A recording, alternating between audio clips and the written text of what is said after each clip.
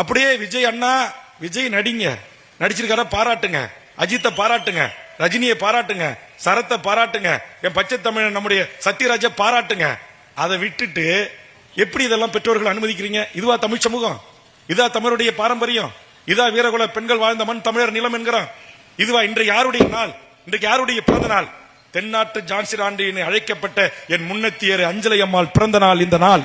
இந்த நாளில் சொல்கிறேன், என் தமிழ் தாய்கள் பெற்றெடுத்த பிள்ளை செல்வங்களே, எந்த கூத்தாடி பயலுடைய வாசல்லையும் போய் நிக்காதீங்க. எந்த கூத்தாடி பையனுக்கு பிறந்த நாளா இருந்தா உங்களுக்கு என்ன? அவன் படம் 100 நாள் ஓடன என்ன, ஓடா போட்டான? அவர் வந்து கதவை திறந்து காலைல 11 மணிக்கு தரிசனம் தருவானா? அவன் நைட்டு விடிய விடிய கூத்தடிச்சுட்டு கும்மால் அடிச்சுட்டு சரக்கு அடிச்சுட்டு கவுந்தடிச்சு தூங்குவானா? அவர் வெளியில வந்து போயஸ் கார்டன்ல அவர் வெளியில வந்து தரிசனம் கொடுக்குற வரைக்கும் இவன் போய் நிப்பானா? ஐயோ தலைவா உன்னை பார்க்கணும்னு. ஏன்டா அவன் அவனுக்கு சோறு போட போறான்? அவனால அவனுக்கு உலக ஒதுக்க போகுது?